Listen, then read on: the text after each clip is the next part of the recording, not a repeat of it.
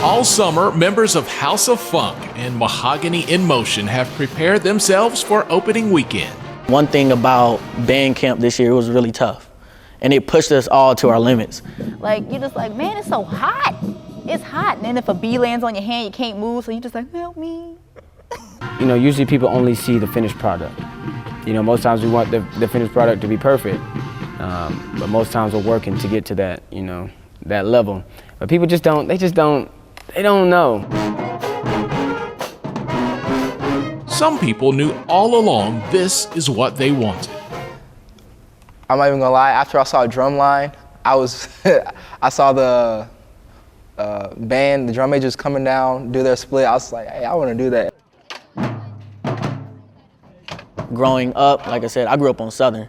And during that period, HBCU bands was very two-dimensional. Either you wanted to be like Southern or you wanted to be like FAMU. And then I saw Morehouse band, they had their own style, and I loved it. It was something original, and that's when I said, you know, I want to be a member of the Morehouse College House of Funk.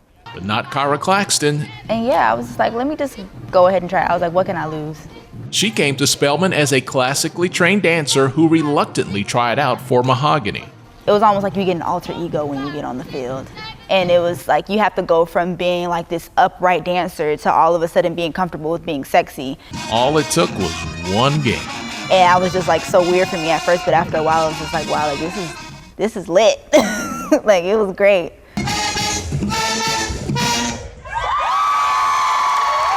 way people scream, I'll be like, I'm not even famous. Like it just makes me happy that like us dancing just brings people so much joy. The general on the field is Joshua Moore, head drum major. His mind, body, ears, always working in unison. We pay attention to every detail.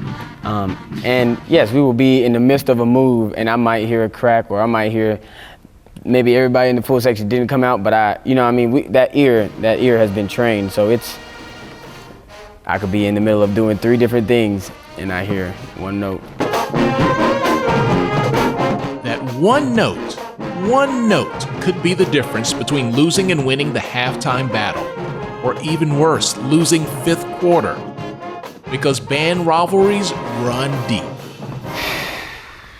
Miles game. Tuskegee. The Crimson Pipers, man, I can't stand Tuskegee. Hey, I'm ready for Miles. That's one. I'm definitely ready for them. Definitely the Tuskegee Classic. After every game's over, once you finish, you know, you can go home feeling reassured or feeling some type of way. So you definitely know after a performance who won and who lost. Band director Chad Hughes defines the ultimate win a little differently. It's seeing the smile on the students' faces after a game when they want to come back from band camp after the season's over. And when they're singing songs and say, hey, we want to play this in band. And those are like the victories I take in personally, that I know that, okay, this was a success.